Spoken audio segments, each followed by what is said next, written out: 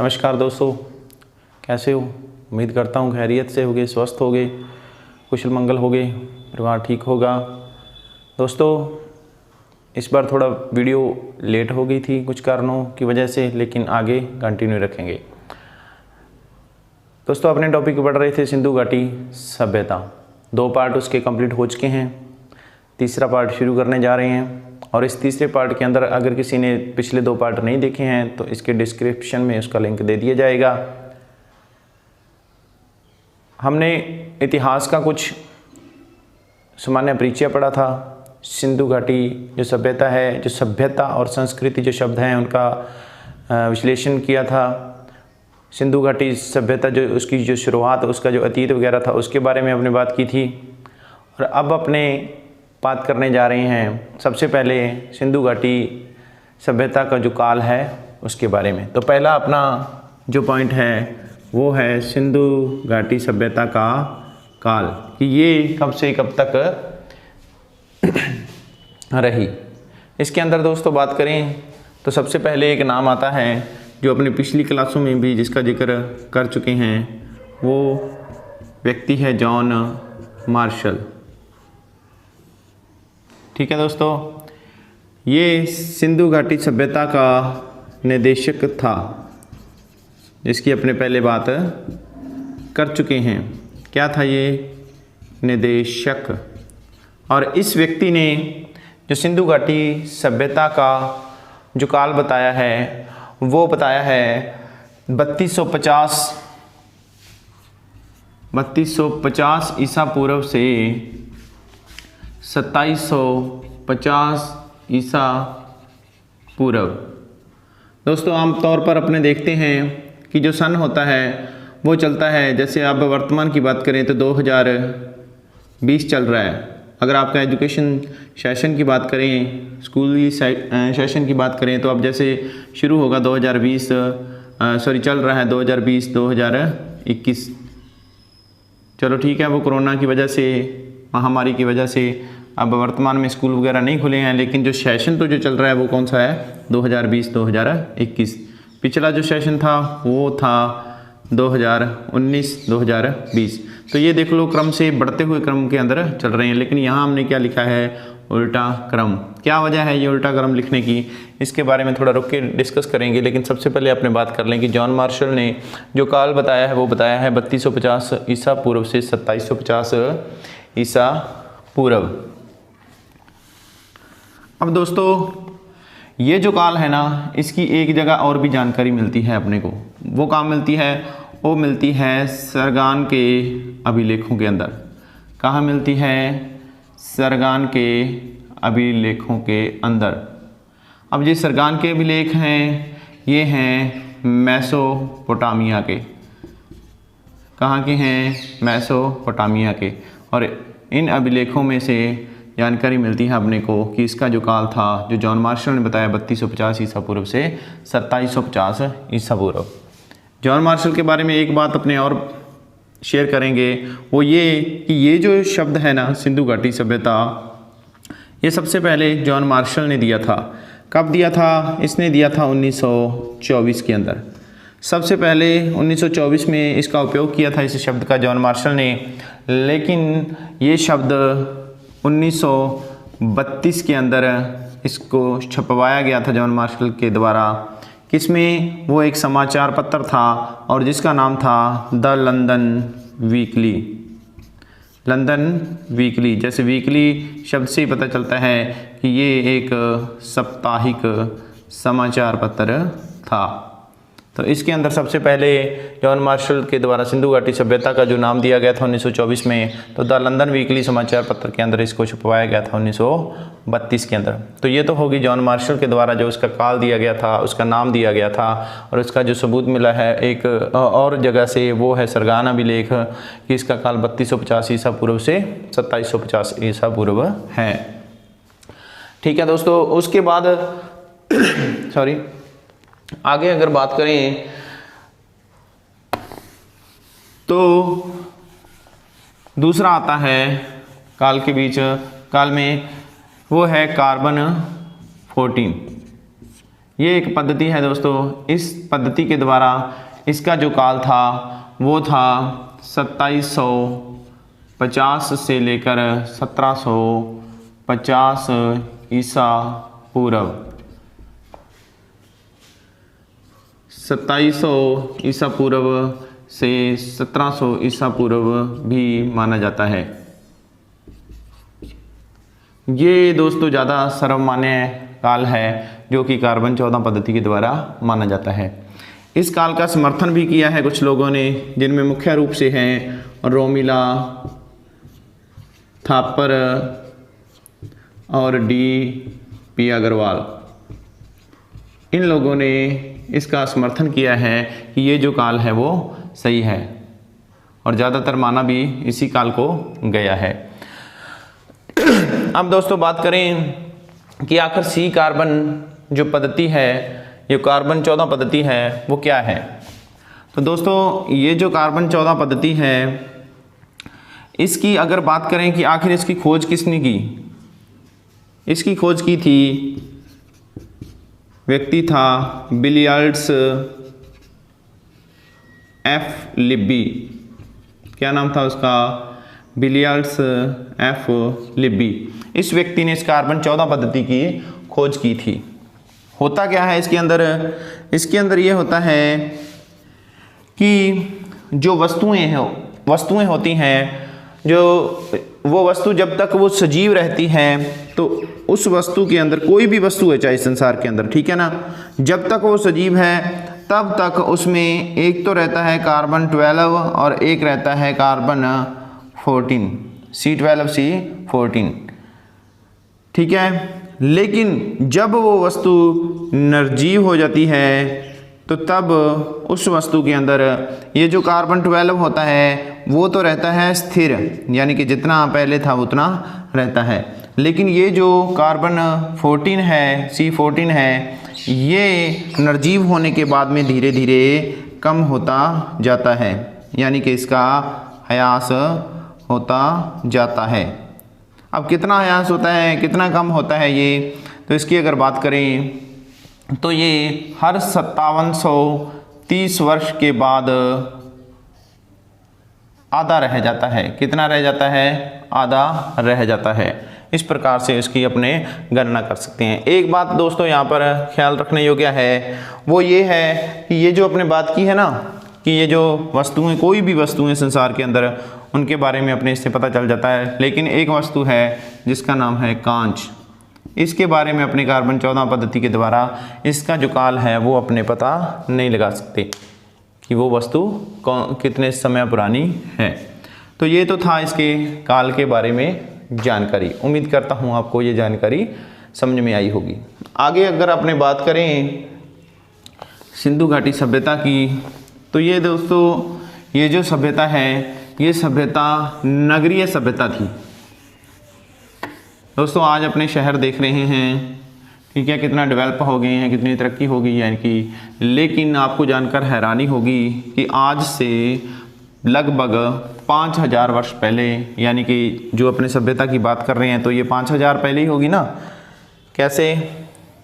कि जैसे 2750 ईसा पूर्व थी, ठीक है, और अब अपने 2000 चल रहा है, 2020 चल रहा है, तो अगर इसको काउंट करेंगे, प्लस करेंगे, तो ये लगभग 5000 वर्ष पूर्व बनती है। तो आज अगर अपने ये सोचें कि अपने बहुत तरक्की कर ली है, अपनी जो रहन सहन है, जो हमारी जो व्यवस्था है, नगरीय नियोजन की व्यवस्था है, सामाजिक व्यवस्था है, वो अपने बहुत डेवलप हो चुकी है, तो ये हमारी गलतफहमी है। हमें जानकर हैरानी होगी कि आज से 5000 वर्ष पहले ही भी बहुत आम जो लोग थे, आम लोगों ने बहुत ही तरीके के साथ अपने शहरों नगरों को बसाया था। आगे बात करेंगे इसके नगर नियोजन के अंदर, बताएंगे आपको कि किस प्रकार से, आप हैरान रह जाओगे कि किस प्रकार से इनकी जो पानी निकासी वगैरह की जो व्यवस्था और इस प्रकार के मकानों की, रहने सहने की जो व्यवस्था थी। अभी अपने वापस आते हैं उसी पॉइंट पर। जो काल की बात की थी उसके अंदर अपने बात की थी, एक शब्द आया था ईसा पूर्व, जो अपने कह रहे थे ना कि उल्टा क्रम चल रहा है। वो आखिर क्या है? वो दोस्तों जैसे आज 2020 चल रहा है, ठीक है, तो इससे पहले क्या था? 2019, और उससे पहले 2018, 2017, 2016 ऐसे चलते चलते किसी दिन ऐसा भी टाइम आया होगा जबकि जो सन था वो था 0। अब दोस्तों अपने ऐसे तो नहीं कह सकते कि इस 0 से ये जो गणना शुरू हो गई है, ठीक है, तो उससे पहले कोई गणना होती नहीं थी या उससे पहले कोई काल ही नहीं था, दुनिया बसी नहीं थी, नहीं। तो इस प्रकार से तो ये फिर 2020 साल पुरानी होगी बात, यहीं से शुरुआत हुई, फिर 2020 तक की दुनिया अपने बात कर सकते हैं। नहीं दोस्तों, ये जो 0 है ना, अब 0 के बाद में, अब 0 को तो अपने माना गया है ईसा मसीह का जन्म का समय। किसके जन्म का समय है? ईसा मसीह के जन्म का समय। और इसके बाद जो काल चलते आए, 1 ईस्वी, 2 ईस्वी, 3 ईस्वी, ऐसे करते करते आज आ गया 2020, ठीक है। लेकिन अब इसके आप अगर पीछे चलेंगे अपने, ठीक है, तो पीछे चलेंगे तो उसको जैसे कोई घटना घटी है, इसके साल पहले घटना घटी है, तो उसको अपने कैसे काउंट करेंगे? उसको अपने काउंट करेंगे 1 ईस्वी। तो अब ये क्या है कि जन्म हुआ है 0 को समय माना गया है। तो अब 0 से 1 साल पहले यानी अगर पहले बात करें, पहले या पूर्व में 1 साल जो घटना घटी है, तो उसको अपने कैसे बताएंगे? उसको बताएंगे कि 1 ईसा पूर्व, ठीक है। तो ऐसे करते करते अपने गणना करेंगे तो एक समय ऐसा भी आएगा जब काल आएगा अपने 1750 ईसा पूर्व, ठीक है। उससे पीछे जाएंगे तो एक समय आएगा 2750 ईसा पूर्व, उससे भी पहले आएगा 3250 ईसा पूर्व, ठीक है। तो इस प्रकार से अपने गणना हो जाएगी। ये तो जैसे मार्शल ने बताया था 3250 से 2750 ईसा पूर्व काल, और 2750 ईसा पूर्व से 1750 ईसा पूर्व जो काल बताया था वो सी कार्बन 14 पद्धति के द्वारा। तो इस प्रकार से ईसा पूर्व जो शब्द आता है उसको अपने समझ सकते हैं। ये जो बाद का सन है इसको अपने ईस्वी बोलते हैं और इसको अपने ईस्वी पूर्व बोलते हैं। अगर इंग्लिश में बात करें तो इसमें BC काउंट होता है और यहाँ पर अपने AD काउंट होता है। तो ये था अपने ईसा पूर्व वाला पॉइंट जो आपको उम्मीद करता हूँ समझ में आ गया होगा। आगे अपने बात कर रहे थे कि ये जो सभ्यता थी वो थी नगरीय। कौन सी सभ्यता थी? नगरीय सभ्यता थी, प्लस ये कांस्य युगीन सभ्यता थी। कौन सी सभ्यता थी? नगरीय और कांस्य युगीन सभ्यता, ठीक है। अब अगर अपने बात करें कि यहाँ पर जो लोग निवास करते थे या इस सभ्यता को बसाया किसने था, इसका निर्माता कौन था, मतलब कि यहाँ पर कौन कौन सी प्रजातियाँ पाई जाती थी। अगर प्रजातियों की बात करें तो अपने यहाँ पर एक ट्रिक से समझेंगे इसको, ठीक है दोस्तों। ट्रिक से समझेंगे। वो ट्रिक क्या है कि आमतौर पर अपने सोचते हैं ना कि प्रभु से अगर कुछ मांगना है तो अपने ज़्यादा मांगना चाहिए तो कुछ ना कुछ तो मिलेगा, ठीक है। प्रभु है, प्रभु सब कुछ कर सकते हैं, ठीक है, उनसे कुछ भी अपने मांग सकते हैं। लेकिन यहाँ जो अपने ट्रिक है उसको अपने इस प्रकार से समझेंगे कि प्रभु से अपने को ज़्यादा नहीं मांगना है, प्रभु से अल्प मांगो। क्या मांगो? प्रभु से अल्प मांगो। आपने इसको प्रभु को भी अलग अलग शब्दों में लिखेंगे।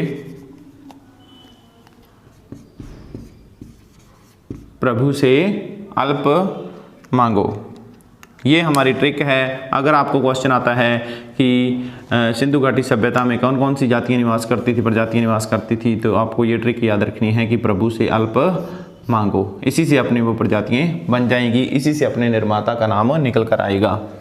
दोस्तों पहली है प्रभु प्र से, ठीक है। प्र से बनती है प्रोटो ऑस्ट्रेलाइड, ठीक है। पहली इसकी जाति कौन सी है? प्रोटो ऑस्ट्रेलियाइड, ठीक है।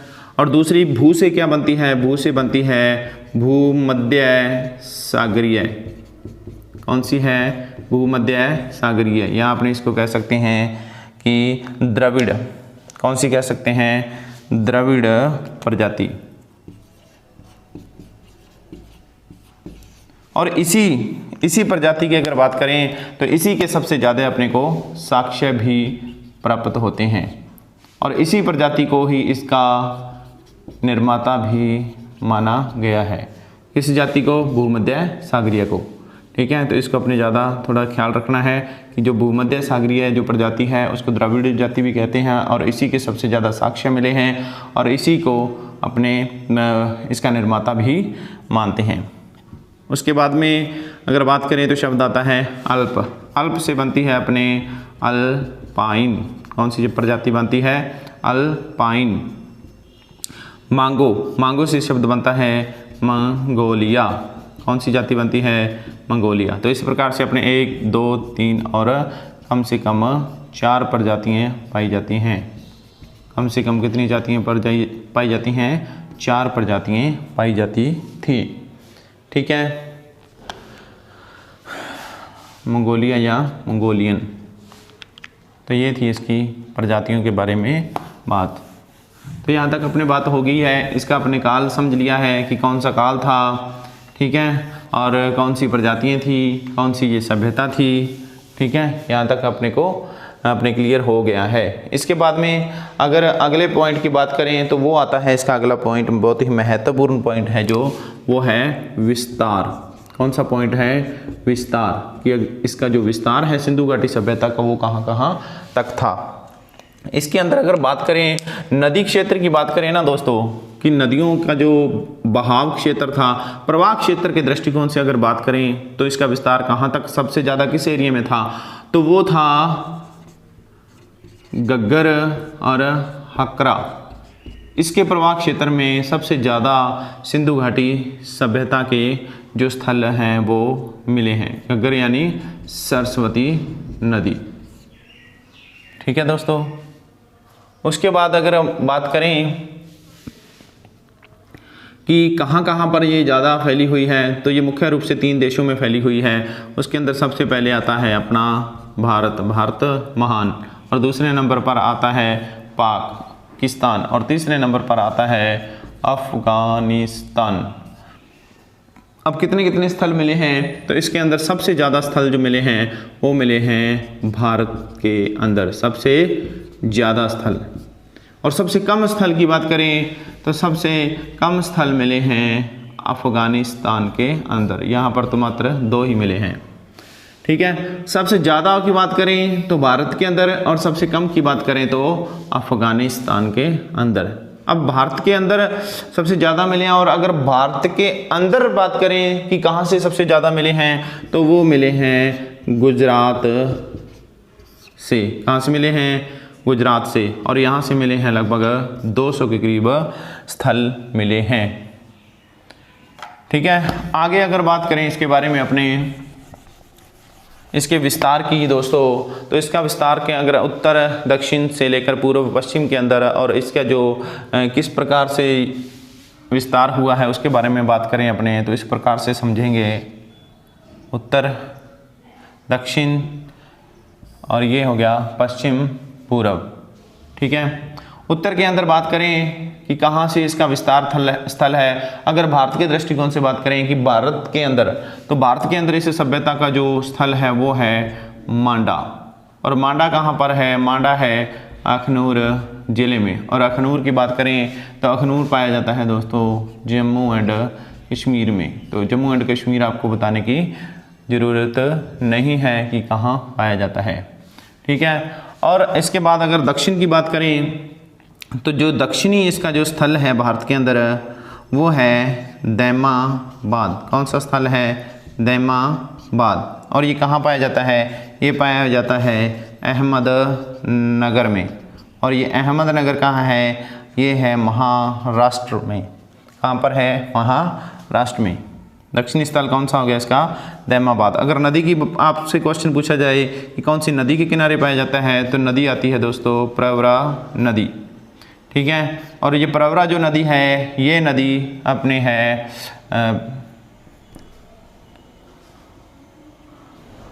ठीक है, दामाबाद नदी के किनारे पाया जाता, दामाबाद स्थल है जो कि प्रवरा नदी के किनारे पाया जाता है। और प्रवरा जो नदी है वो नदी है गोदावरी नदी की सहायक। किस नदी की सहायक है वो? गोदावरी नदी की सहायक। अब क्वेश्चन ऐसे भी पूछा जा सकता है आपसे कि सिंधु घाटी सभ्यता का भारत के अंदर सबसे दक्षिणतम स्थल कौन सा है? तो स्थल आएगा दामाबाद।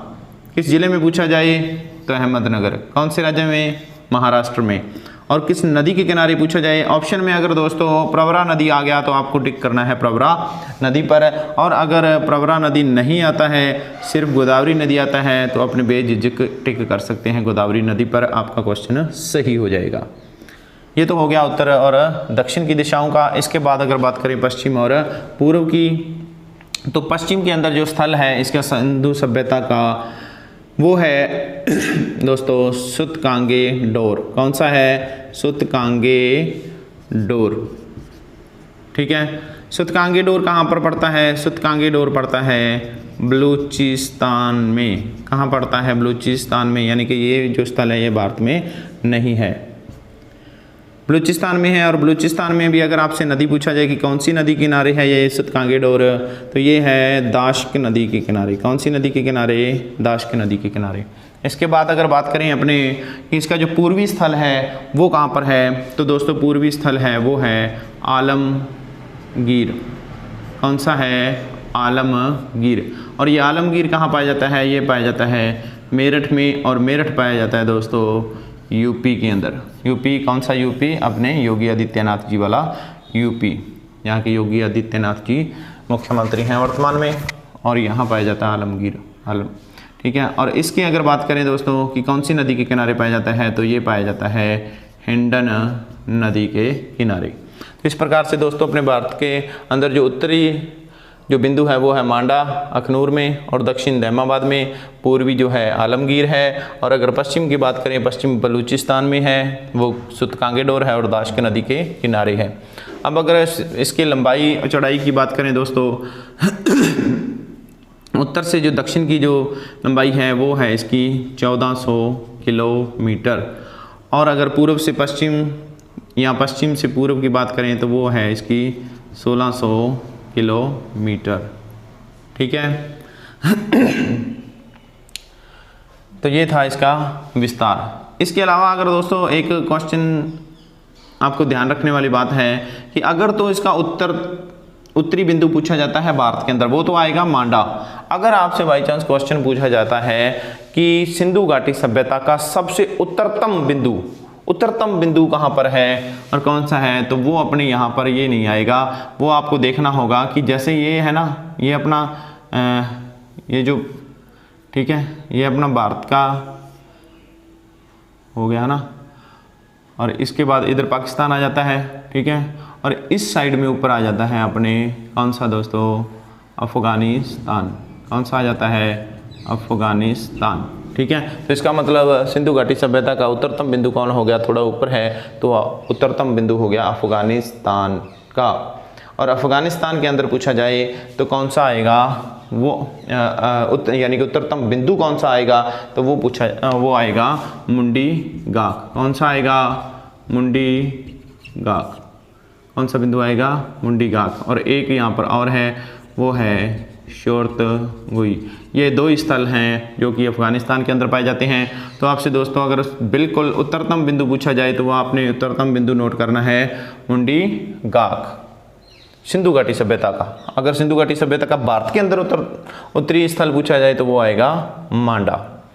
ठीक है, तो ये किस प्रकार से दिखती, किस प्रकार से अगर बात करें तो इसके जो स्थल हैं वो लगभग यहाँ भी हैं थोड़े बहुत, और इस साइड भी हैं, और इस प्रकार से भी यहाँ पर भी हो गए। तो इस प्रकार से इसका अपने मैप बनता है पूरा अगर देखा जाए तो। ठीक है ना, विषमकोणीय चतुर्भुज इस प्रकार से ये दिखाई देती है। तो ये था इसका मुख्य रूप से विस्तार। अब अगर आकार हो गया ना विषमकोणीय,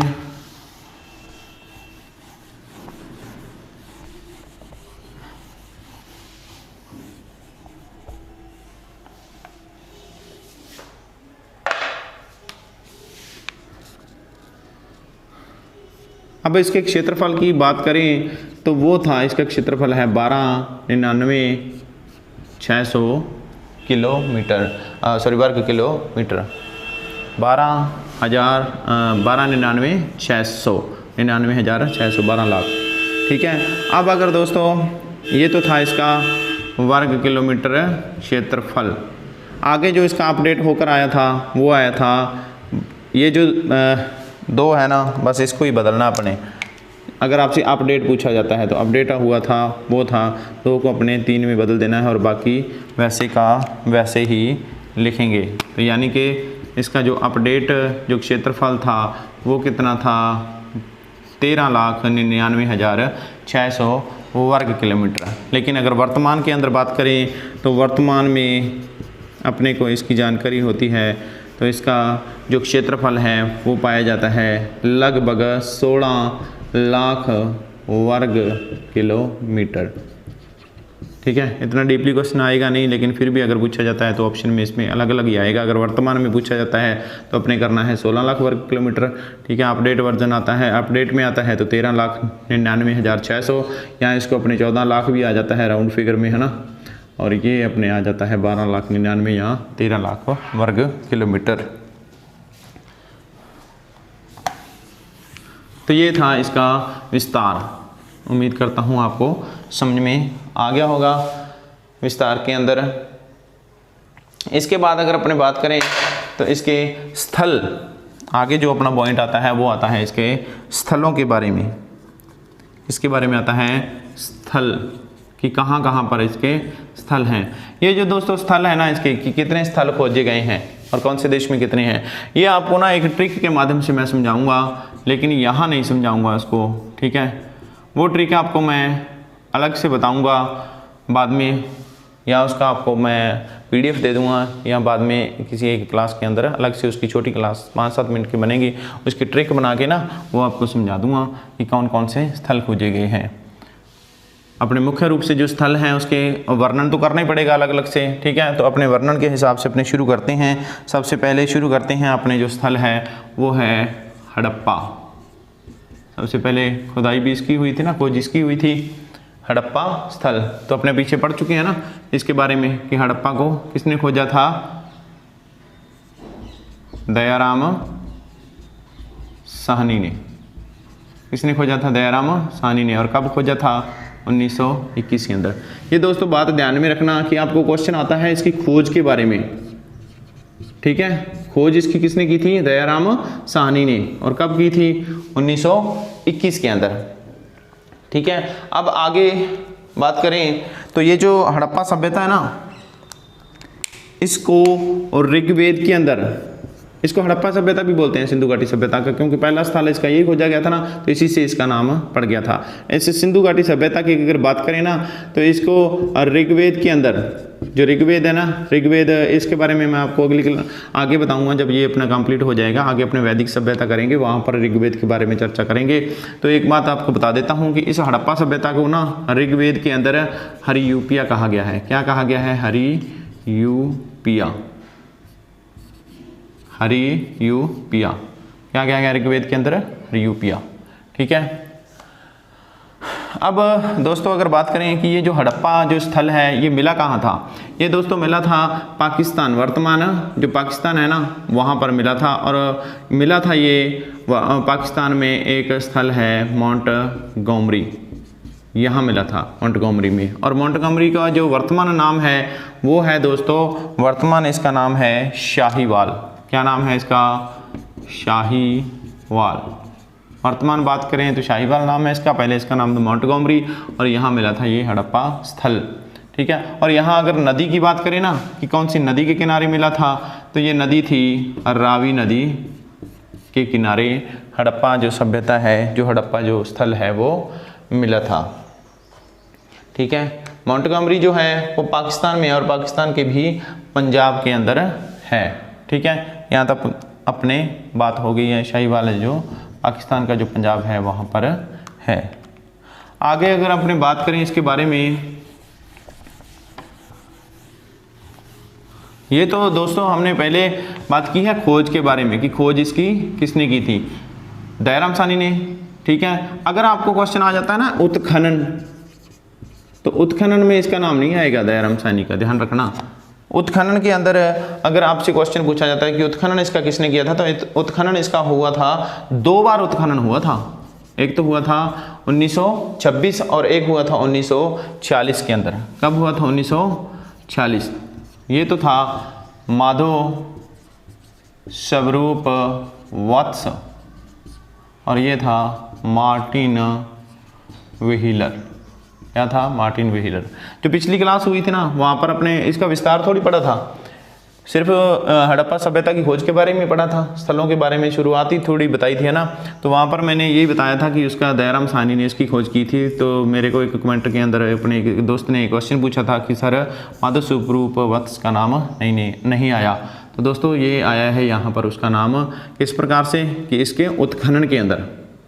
तो माधव स्वरूप वत्स जो व्यक्ति था उसने इसका उत्खनन किया था। कब किया था? 1926 में। खोज तो 1921 में होगी थी दयाराम साहनी के द्वारा, लेकिन इसका उत्खनन हुआ था 1926 में माधव स्वरूप वत्स के द्वारा, और उसके बाद में इसका उत्खनन हुआ था 1946 में मार्टिन व्हीलर के द्वारा। ये ध्यान देने योग्य बात है। उत्खनन पूछे तो इनके बारे में बात आएगी। 2 बार उत्खनन हुआ था 1926 और 46 में, और खोज पूछे तो 1921 में हुई थी। अब आगे बात करते हैं अपने कि यहाँ पर कौन कौन सी चीज़ें मिली थी। ठीक है, यानी कि प्राप्त क्या हुआ था, जो अवशेष प्राप्त हुए थे। ठीक है ना, कि सिंधु घाटी सभ्यता से क्या चीज़ें अपने को प्राप्त हुई थी, क्या अवशेष प्राप्त हुए थे।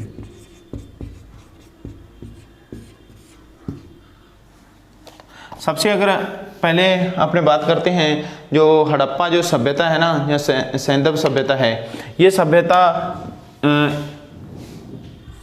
इसके अंदर जो हड़प्पा स्थल है ना, ये हड़प्पा स्थल 2 भागों में बटा हुआ था। कितने भागों में? 2 भागों में।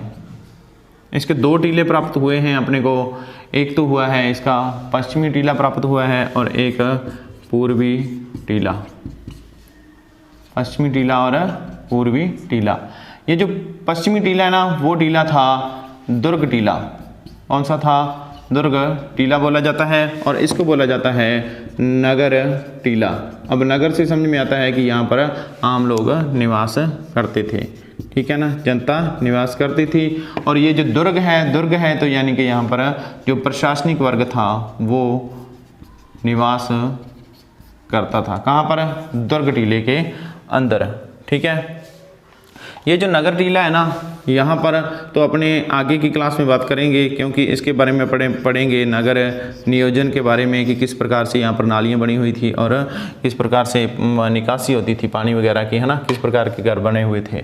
तो आज अपने इसके बारे में बात करेंगे, पश्चिम टीले के बारे में। तो ये जो नगर नियोजन है ना, ये तो पूरा सिंधु घाटी सभ्यता की आ जाएगा। सिंधु घाटी सभ्यता के बारे में अपने बात करेंगे।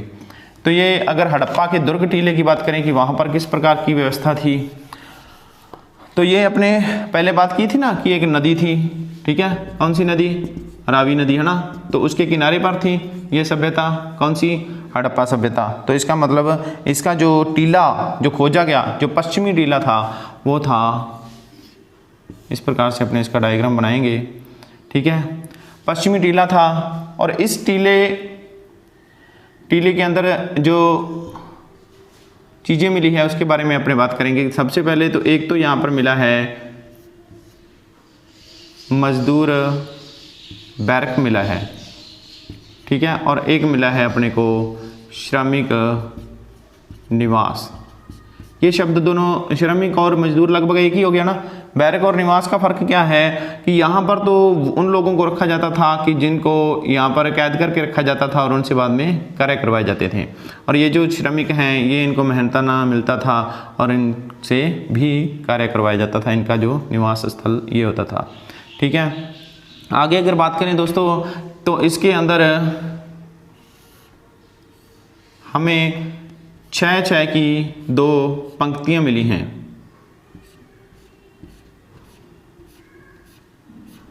ये क्या थे? ये थे दोस्तों अन्नागार। क्या थे?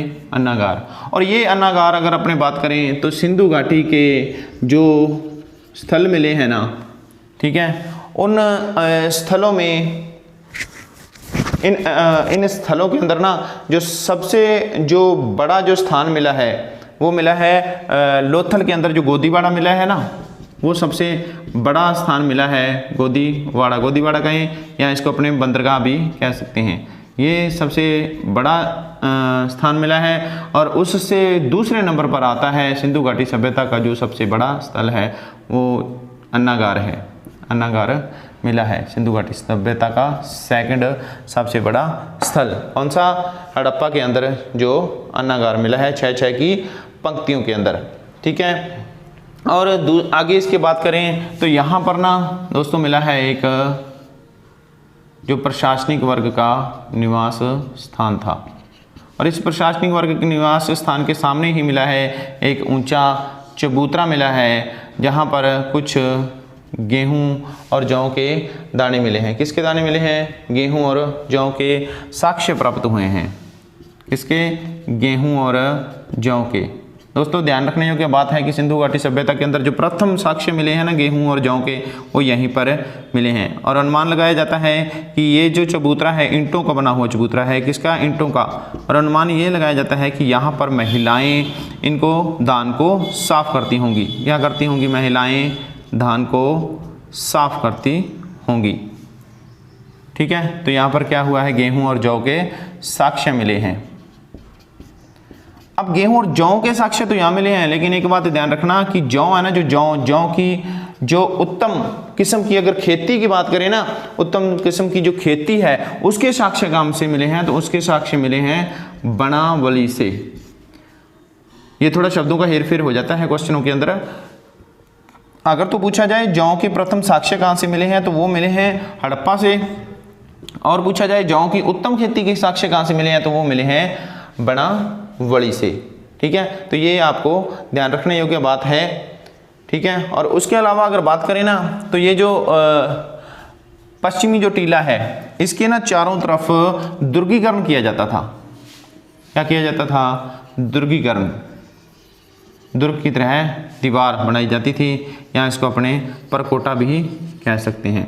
ये जो बाहरी साइड दीवार होती थी ना, बाहरी साइड बनाई जाती थी, वो तो होती थी पक्की ईंटों की। किसकी? पक्की ईंटों की। लेकिन इसके ना अंदर वाली साइड भी एक दीवार बनाई जाती थी, और वो दीवार होती थी कच्ची ईंटों की। किसकी होती थी? कच्ची ईंटों की।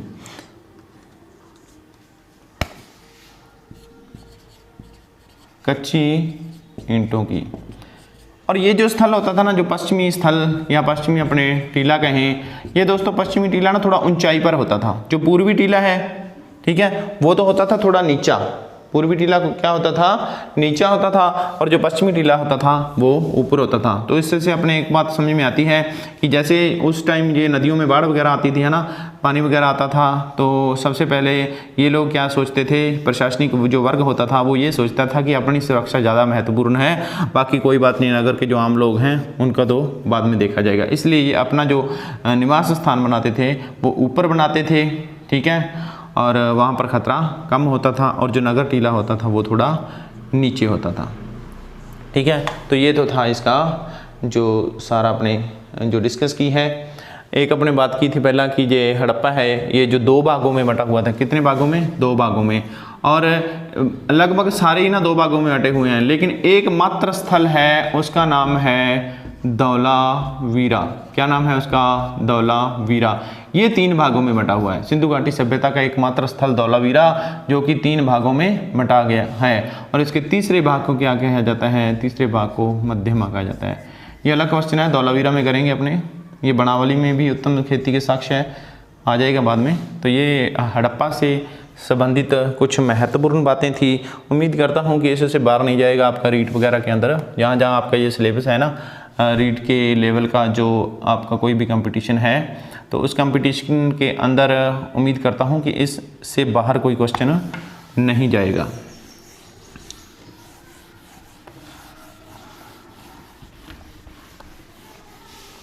समझ में आ रहा होगा दोस्तों, उम्मीद करता हूँ। अगर फिर भी कोई प्रॉब्लम आती है तो आप नीचे कमेंट बॉक्स में आप अपने सुझाव दे सकते हैं। मैं पर्सनली उनको कमेंटों को पढ़ता भी हूँ, ठीक है, और उनका रिप्लाई भी करने की कोशिश करता हूँ। इसके अलावा अगर बात करें तो कौन कौन सी चीज़ें मिली हैं, एक अपने महत्वपूर्ण अवशेष प्राप्त हुआ है, वो प्राप्त हुआ है दोस्तों यहाँ से कि जो स्त्री के गर्भ से ना एक पौधा निकलता हुआ दिखाया गया है। क्या निकलता हुआ दिखाया गया? गर्भ से पौधा निकलता हुआ दिखाया गया है। स्त्री के गर्भ से उसकी मरण मूर्ति मिली है। और हड़प्पा वासियों ने ना इसको उर्वरा देवी का नाम दिया है। किसका नाम दिया है? उर्वरा देवी का। किसको? इसकी जो मरण मूर्ति मिली है। किसकी मरण मूर्ति मिली है? कि स्त्री के गर्भ से एक पौधा निकलते हुए पौधे की एक मरण मूर्ति मिली है और उस मरण मूर्ति को यहाँ के लोगों ने उर्वरा देवी का नाम दिया है। उर्वरा देवी या पृथ्वी देवी, इस प्रकार से इसकी ये लोग पूजा करते थे। इसके बाद बात करें तो एक यहाँ से नरक बंद प्रस्तर मिला है। अब ये शब्द देखा जाए तो काफ़ी डिफिकल्ट सा लगता है ना, लेकिन अगर इसका अर्थ बताऊँ आपको तो काफ़ी इजी लगेगा। तो अगर इसके अर्थ की बात करें तो ये थी बिना धड़ की पाषाण मूर्ति। क्या था? बिना धड़ की पाषाण मूर्ति। अब पाषाण अपने पहले बात कर चुके हैं ना, पत्थर की एक मूर्ति है जिसका धड़ नहीं है, लेकिन इन शब्दों को समझें तो अपने काफ़ी कठिन लगता है। नरकबंद प्रस्तर मिला है। ठीक है। इसके अलावा दोस्तों यहाँ से एक मानव के साथ बकरे के अवशेष मिले हैं। मानव के जो अवशेष मिले हैं ना कब्रगाह के अंदर, वहाँ से उसके साथ बकरे के अवशेष भी मिले हैं मनुष्य के साथ। ठीक है। मानव का जो अवशेष मिला है, मानव का जो अस्थिपंजर मिला है, उसके साथ क्या मिला है? बकरे के अवशेष भी मिले हैं। और इसके अलावा एक चीज़ और मिली है, वो मिली है लकड़ी का ताबूत। क्या मिला है? लकड़ी का ताबूत मिला है। ठीक है। जिसके अंदर शवाधान के साक्ष्य प्राप्त हुए हैं। लकड़ी के ताबूत के अंदर शवाधान के साक्ष्य। ठीक है। उसके बाद अगली अपने बात करें तो यहाँ से सर्वाधिक लेख युक्त मोहरें प्राप्त हुई हैं। क्या प्राप्त हुई हैं? सर्वाधिक लेख युक्त। ये भी आपको मैं दोबारा ना ऊपर लिख देता हूँ, थोड़ा ये वाला क्वेश्चन भी इम्पोर्टेंट है कि यहाँ से सर्वाधिक लेख युक्त, ये थोड़ा शब्द ध्यान रखना, लेख युक्त मोहरें प्राप्त हुई हैं। लेख युक्त या अलंकृत। क्या? अलंकृत मोहरें प्राप्त हुई हैं सर्वाधिक। अब ये शब्द ध्यान में रखना दोस्तों, सर्वाधिक लेख युक्त अलंकृत मोहरें तो कहाँ से प्राप्त हुई हैं? हड़प्पा से। अगर आपको सर्वाधिक मोहरें प्राप्त होने का क्वेश्चन आ जाए कि सर्वाधिक मोहरें कहाँ से प्राप्त हुई हैं, तो वो यहाँ से नहीं प्राप्त हुई हैं, वो मोहनजोदड़ो से प्राप्त हुई हैं। तो सर्वाधिक लेख युक्त मोहरें कहाँ से प्राप्त हुई हैं? वो प्राप्त हुई हैं हड़प्पा से। उसके अलावा यहाँ से कांसे का दर्पण भी मिला है। किसका दर्पण मिला है?